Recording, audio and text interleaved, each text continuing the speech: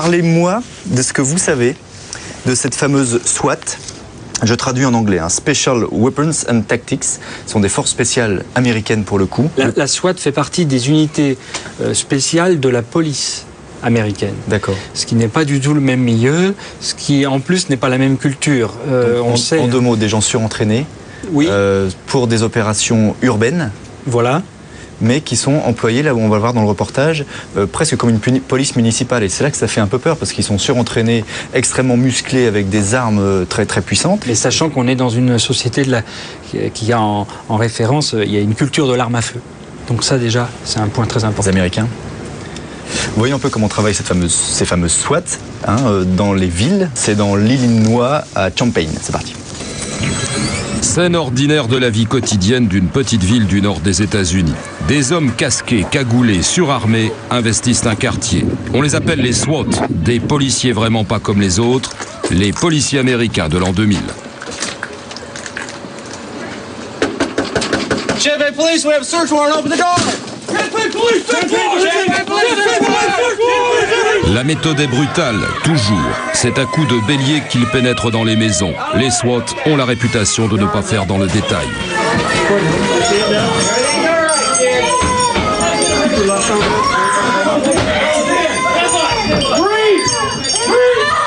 Munis d'un mandat de perquisition délivré par le procureur local, les SWAT investissent la maison au milieu des cris des enfants terrorisés.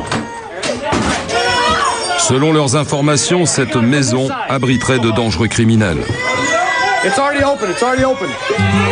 Ils pensaient trouver de la drogue et des armes en grande quantité, mais rien, chou blanc, tout juste les restes d'un joint dans un cendrier. Qu'importe, les SWAT ne sont pas tenus à des obligations de résultat. Ils repartiront comme ils sont venus, laissant derrière eux une famille tétanisée par la violence de l'intervention.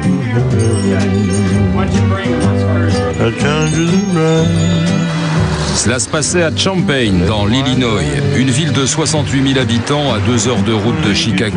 Une ville moyenne, habitée par la classe moyenne.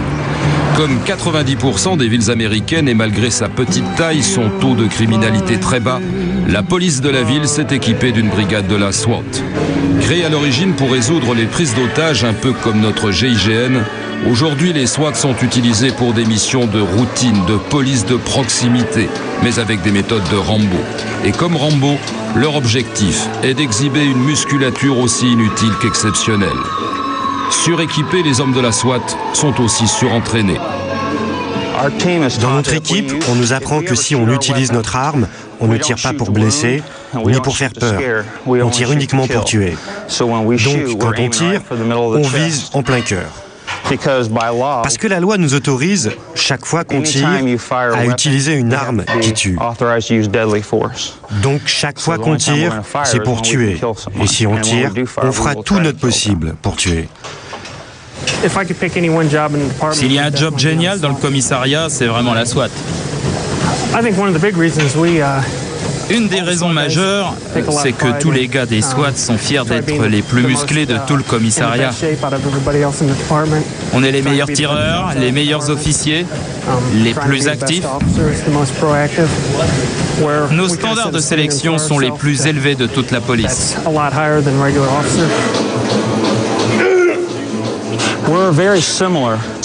On peut nous comparer à des militaires du fait de notre entraînement, de nos tactiques, mais on est quand même différents. Dans l'armée, on attaque un ennemi qui fait partie d'un groupe d'ennemis, alors que nous attaquons un ennemi qui est entouré d'innocents. On doit donc être très chirurgicaux, très précis dans la façon dont on utilise notre force et vers où on la dirige, pour être sûr que la vie des innocents n'est pas en danger. Comme chaque semaine sur le parking du commissariat, la troupe est passée en revue. Troy, Kevin et les autres sont fiers d'exhiber leurs armes de guerre, les mêmes que celles utilisées par l'armée américaine. Vous voyez le cercle rouge à l'intérieur du viseur? Vous voyez comment il bouge? Peu importe où il bouge, quand on se met en position, on voit tout devant nous. On n'a pas à fermer un œil pour viser. Tout ce qu'on a à faire, c'est de voir ce point rouge. Et c'est là que la balle ira se loger. C'est vraiment une super arme.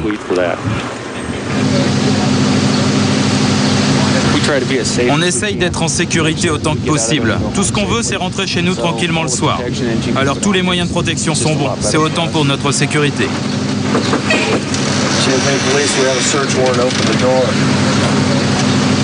Mais c'est la guerre en Amérique? Par moment, ouais. C'est nous contre les méchants, en fait. 6 heures du matin, la chasse aux méchants ne connaît pas de répit. Kevin est en première position. Dans l'équipe, c'est toujours lui qui ouvre les portes. Mode SWAT. Comme toutes les villes américaines, Champaign est en guerre contre la drogue. Au moindre soupçon. Et c'est la SWAT qui débarque en force.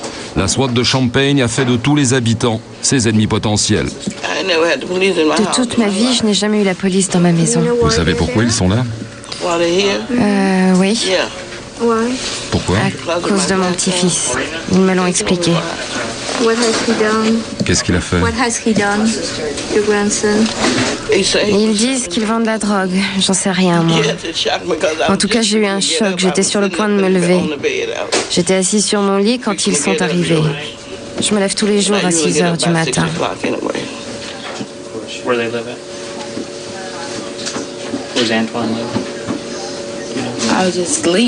Je ne sais pas quoi penser. Je dormais et j'ai entendu des gens crier et je me suis dit, mon Dieu, c'est la police qui est là. J'ai eu peur parce que je ne m'étais jamais retrouvée dans une situation pareille.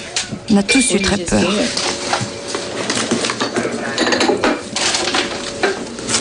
La fouille de la maison continue, même si le suspect, le petit-fils de Tamila, n'est pas là.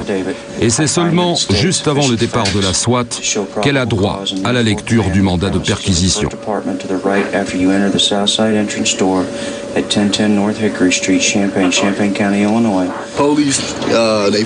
La police est vraiment des branleurs. Il faut que quelqu'un fasse quelque chose. Nous les Noirs, on en a marre d'être harcelés par la police. Si ça continue, les Noirs vont riposter. Les Noirs sont vraiment fatigués d'être harcelés. Je ne sais pas comment c'est en France, mais ici en Amérique, la police est des salauds. L'université de Stanford en Californie. Joe McNamara était le chef de la police de San José pendant 15 ans. Il dénonce aujourd'hui la dérive militariste des SWAT. Le Congrès a fait voter une loi qui ordonnait au département de la Défense de donner gratuitement des armes et un entraînement militaire aux polices locales. Au point qu'aujourd'hui, 90% des polices locales du pays ont des unités paramilitaires. Même des petites villes qui n'ont jamais eu un meurtre, jamais eu une prise d'otage, ont ressenti le désir d'avoir leur propre unité paramilitaire. Ça a eu pour conséquence de réduire l'effectif des policiers qui font des patrouilles et de créer une image très négative dans l'esprit des gens. Et je pense que tout le bon travail réalisé au début de leur création, les bonnes intentions des SWAT, ont été anéanties parce qu'aujourd'hui, ils ne sont plus utilisés que pour des opérations de routine. Vous savez, c'est comme si toutes ces villes étaient sous occupation militaire. Et ce n'est pas comme ça que cela devrait se passer aux États-Unis.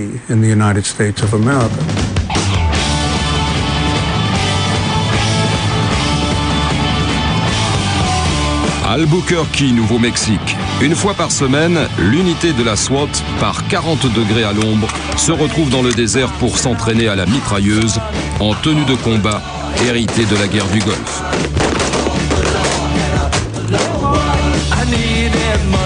La SWAT d'Albuquerque intervient pour les prises d'otages, les perquisitions à haut risque, mais aussi pour les tentatives de suicide. À chacun d'entre eux, on demande des qualités de tireurs d'élite. Vous avez choisi un jour bien frais pour nous rendre visite. Depuis 5 ans, les policiers de la SWAT sont censés répondre à tous les types de situations.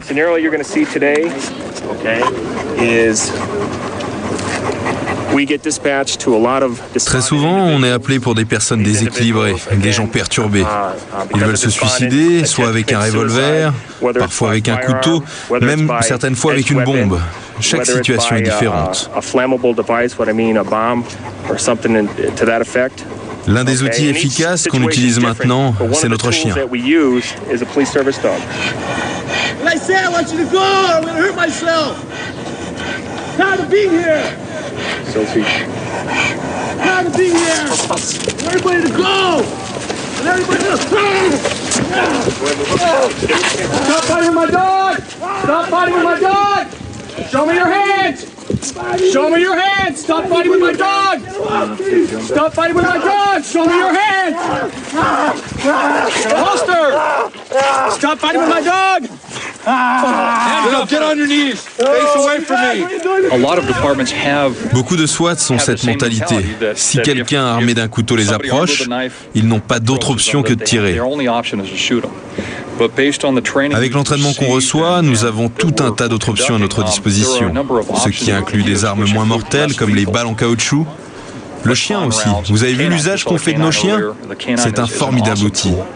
Ça fait 3 ans que je travaille ici. On a été une seule fois en situation de tuer quelqu'un. La principale raison est que cet individu avait une arme et qu'il menaçait les gens dans la rue. Son arme était chargée, il aurait pu tuer quelqu'un. Un de mes officiers est arrivé sur les lieux et il a dû réagir comme on le lui avait appris. Il a tiré et tué l'individu. Il y a 5 ans, James Harper a eu affaire au SWAT. Ce jour-là, son frère Larry menaçait de se suicider. En pleine détresse, James Harper appelle à l'aide, mais c'est la SWAT qui est arrivée.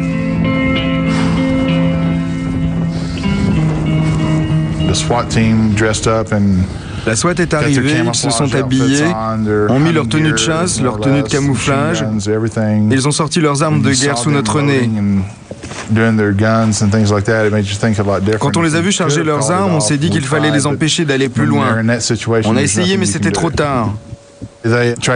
Une fois qu'ils sont là, il n'y a rien à faire. Et ils ont pris en chasse mon frère et finalement ils l'ont poursuivi jusque dans ce gros massif d'arbres. Il a grimpé dans l'arbre et ils l'ont encerclé. Le tireur d'élite s'est mis en place. Il gueulait sur lui, jette ton arme. Non, tu ne verras pas ton frère, on ne va pas chercher ton frère tant que tu n'as pas acheté ton arme. Il les a suppliés, allez chercher mon frère et tout ira bien, je vous en supplie, je veux parler à mon frère et tout ira bien. Les policiers étaient de plus en plus près de lui. Il se cachait au milieu des arbres, dans les fossés. Et lui a pointé son arme sur nos hommes. Le tireur d'élite l'a vu. Il n'allait pas le laisser tirer sur un de nos hommes. Puis ils sont redescendus et nous ont dit qu'ils avaient tué mon frère. Depuis ce jour, personne de la police impliquée dans cette fusillade ne nous a dit qu'ils étaient désolés. C'est vraiment ridicule qu'on soit appelé pour une tentative de suicide et qu'on en vienne à tuer la personne au lieu qu'elle se tue elle-même. Mais c'est un phénomène aux États-Unis qui porte même un nom. Ça s'appelle le suicide par flic. 6 personnes tuées par la police d'Albuquerque en 94, autant en 95. Randy McGinn, l'avocate de la famille de Larry, est aujourd'hui en procès contre les SWAT. Ces photos ont été prises au retour de leur opération, après que Larry Harper a été tué. Ils ont photographié les 9 hommes présents. D'ailleurs, c'est cet homme qui lui a tiré dessus. Ça vous donne une idée de la façon dont les hommes étaient habillés et le type d'armes qu'ils avaient. C'est de l'équipement militaire, des armes de guerre. Ils nous ont dit qu'ils s'habillent comme ça parce que c'est un réconfort pour les personnes suicidaires. Bon, moi je veux bien. C'est comme ça qu'ils s'habillent quand ils font leur raid d'intervention. Ils s'habillent en noir pour les raids de nuit. Celui-là avait la tenue de camouflage parce que ça se passait dans le désert. Ils ne se contentent pas d'avoir des fusils et des semi-automatiques. Ils ont aussi des pistolets sur eux, des couteaux, des grenades. Un véritable arsenal qui sert à attaquer les gens, pas à leur venir en aide. Quand la police se comporte comme des soldats et attaque des civils, des gens qui n'ont rien fait de mal, il y a vraiment quelque chose qui tourne pas rond. Dans ce cas précis, cet homme n'avait commis aucun crime. En revanche, il avait besoin d'aide parce qu'il était suicidaire. À leur disposition, les armes les plus sophistiquées, c'est la grande fierté de la SWAT. Ce sont des fusils à longue portée. calibre 223, 3308. Ce sont des fusils à longue portée. Ils sont équipés de lunettes à visée nocturne. C'est le top du top en matière de vision nocturne. À elle seule, cette pièce coûte 70 000 francs. Et c'est difficile pour vous de trouver les fonds pour acheter tout cet armement? Tout l'argent de la SWAT vient des saisies liées à la drogue. Par exemple, si on saisit de l'argent chez un dealer de drogue, on garde cet argent. Ou en tout cas, un pourcentage.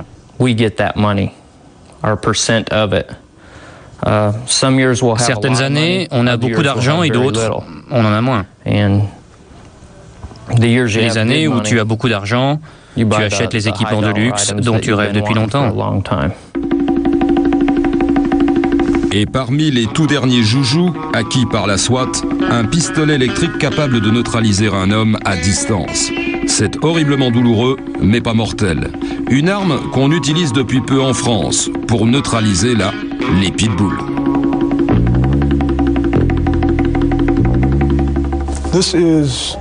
C'est un pistolet électrique, un M26 à air comprimé. Simplement, en fait, il envoie 2 pointes en cuivre reliées à des fils électriques qui sont eux-mêmes connectés à une cartouche électrique comme celle-là. Il diffuse à l'intérieur du corps un courant électrique qui passe d'une pointe à l'autre et qui tourne, et tout ça se fait en circuit fermé.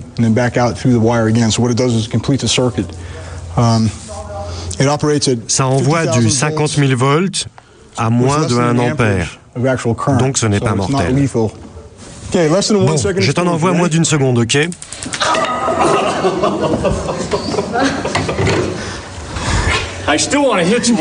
Ça me donne envie de te frapper, hein.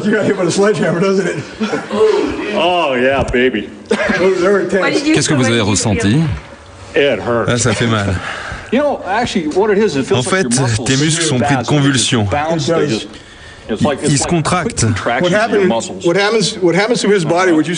Ce qui se passe, c'est que non seulement ses muscles sont paralysés par le courant, mais en plus, son cerveau ne communique plus avec son corps. Et c'est pour ça qu'il tombe.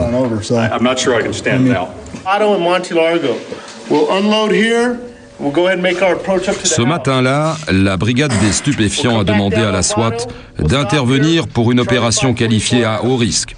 Dans une Amérique ultra-violente où chaque citoyen a le droit de porter une arme, les perquisitions peuvent être dangereuses. À l'ombre de leur véhicule blindé, changement de tenue sur le parking du commissariat. Les hommes en noir ont tout leur équipement à portée de main dans leur voiture de patrouille.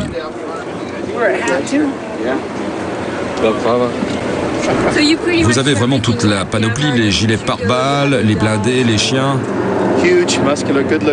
On est aussi des beaux mecs musclés. Quand vous voyez la photo d'un bel Américain, eh ben, ça ressemble à ça. Sûrs de leur bon droit, à quelques minutes de l'intervention, ils restent détendus. Vous n'êtes pas anxieux? Non. Non.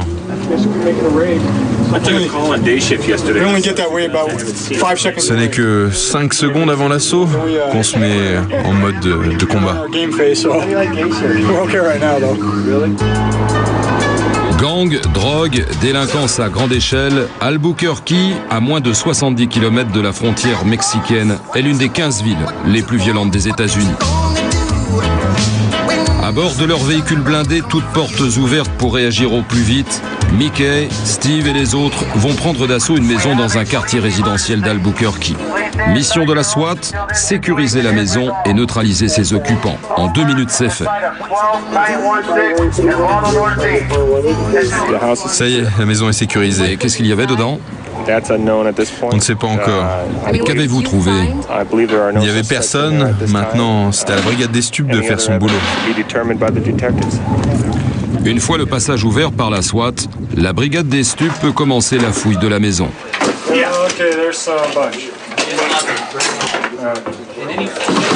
What would we do without SWAT?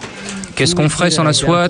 On entrerait exactement de la façon dont ils le font, avec moins d'hommes et moins de moyens. On a moins d'entraînement pour lancer des assauts. Ils sont meilleurs que nous pour ça, et c'est pour ça qu'on les utilise. Dans le garage, Rock et ses hommes jubilent. Ces fioles étaient destinées à un laboratoire clandestin. Vous êtes content quand vous trouvez quelque chose comme ça? Non, ça me rend triste. Tu parles, ça nous rend super heureux. La fouille continue. Les stupes sont tombés apparemment sur une grosse prise, sans doute un important trafiquant de drogue de la région.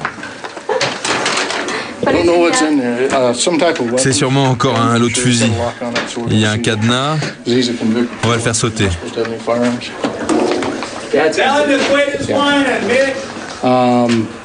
On l'a trouvé dans la chambre de gauche sous le lit du bébé. C'est le jackpot. Fusil d'assaut tous chargés, prêts à servir, et même une arme de guerre. Résultat de la fouille, 14 fusils, un fusil mitrailleur, 3 armes de poing, un laboratoire qui devait fabriquer de la méthamphétamine, 500 grammes de marijuana. Avec cet arsenal, le suspect risque plus de 20 ans de prison. Ça s'est bien passé pour vous. Non, c'était facile. L'an dernier, la SWAT de Champaign a fait 80 sorties, exclusivement dans le ghetto noir.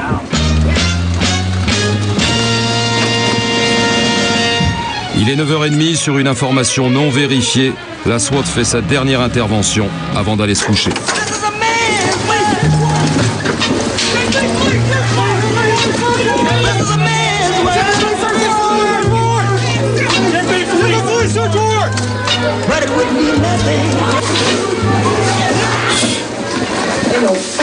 C'est dingue ça.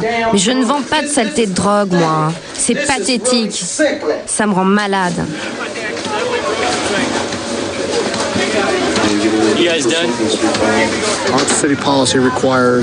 On est appelé sur ce genre d'intervention parce qu'on a l'entraînement et le matériel spécialisé pour pénétrer dans une maison par n'importe quel moyen. Et vous pensez vraiment que vous avez besoin de tout ce déploiement de force juste pour une femme et ses enfants? Ce n'est pas parce qu'il n'y a qu'une femme et ses enfants qu'il n'y aurait pas pu avoir d'autres personnes. On ne sait jamais qui on va trouver. Et c'est le plus dur dans une perquisition. Écoutez-moi bien, je ne vends pas de drogue. Et je n'apprécie pas ce que vous venez de faire à moi et à mes enfants. C'est mal. C'est mal, c'est pas bien. Toute cette drogue. Il y a des mecs dehors qui vendent de la drogue depuis des années.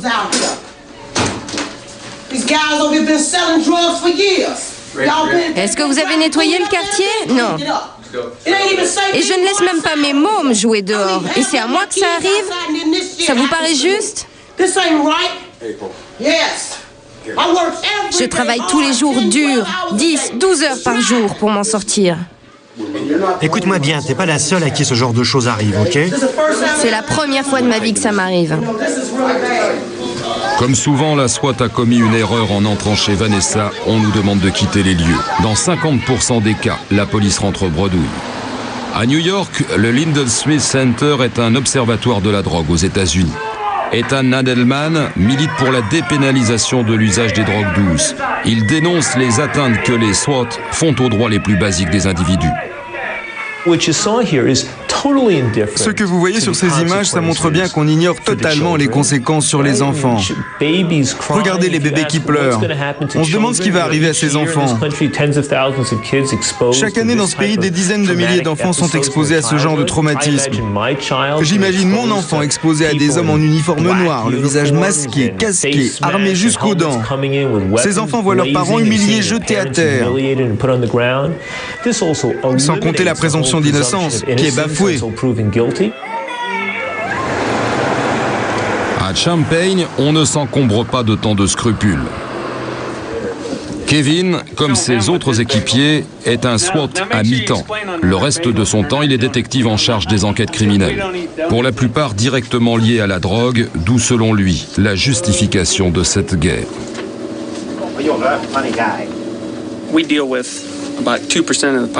On a toujours affaire aux mêmes 2% de la population dans 98% des cas. Ce sont les mêmes individus. Quand j'enquête sur des vols, des fusillades ou des trafics de drogue, tous les crimes sont interconnectés. Les gens qui prennent de la drogue pour acheter leur dose, ils volent ou ils font de faux chèques. Nous, on se contente de les traquer. Et c'est reparti. Sur dénonciation, la SWAT investit à nouveau une maison dans le quartier noir.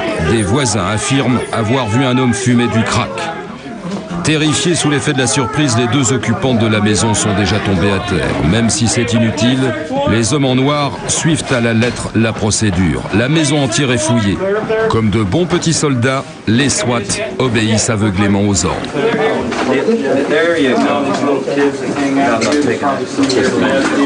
Cette fois-ci, ils ont en effet trouvé un peu de crack sur le suspect. That came out of that right front pocket. We'll collect, Chuck. All right, well, I'll just hold it back here. You got any, you got a driver's license or anything like that on you? Oh, no. You found it? C'était dans la poche de ce monsieur. C'est un morceau de crack. Il y a le filtre qui va dans la pipe. Il y a la pipe elle-même. De toute évidence, il fume du crack. J'ai eu peur à en mourir.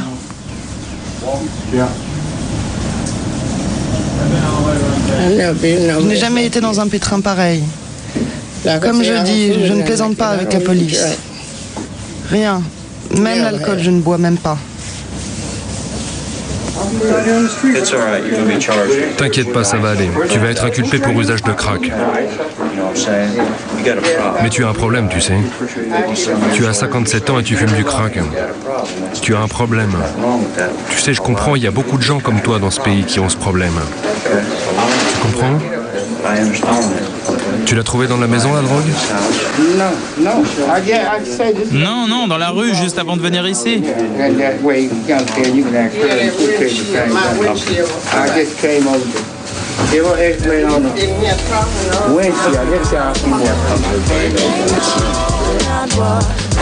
En déclarant la guerre à la drogue, l'Amérique s'est déclarée la guerre à elle-même, avec tous ses excès paranoïaques. Mais ne dit-on pas qu'un pays a la police qu'il mérite? Ça vous fait réagir comment? Vous êtes, je vous sens énervé là. Hein? Je trouve ça pitoyable, il n'y a pas d'autre mot. Est-ce qu'on pourrait penser que cette espèce de dérive naturelle de toujours plus fort, plus guerrier, ça peut être une dérive de nos sociétés, qu'en France, on puisse arriver avec des unités comme ça dans les mégalopoles et dans les prochaines années? Est-ce que ça vous fait peur, ça? Je crois que si effectivement on bascule dans une espèce de niveau moyen sans attacher beaucoup d'importance à la sélection psychologique, morale et éthique des gens qui rentreront dans ces unités-là, on arrivera à des dérives considérables. Vous êtes en train de me dire qu'aux États-Unis, la morale est un ton en dessous et l'éthique un ton en dessous?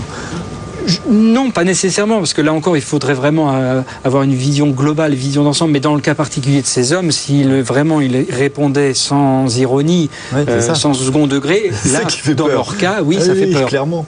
Dans le cas de ces hommes, je ne peux pas me permettre de faire généralité. On n'a pas ça en France bientôt, rassurez-moi.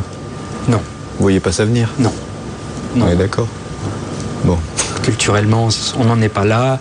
Et quand on rencontre des gens qui travaillent dans des organisations style RAID ou des brigades très particulières de la préfecture de police de Paris, on est loin de là. On a des gens vraiment très épris de respect des gens, des autres.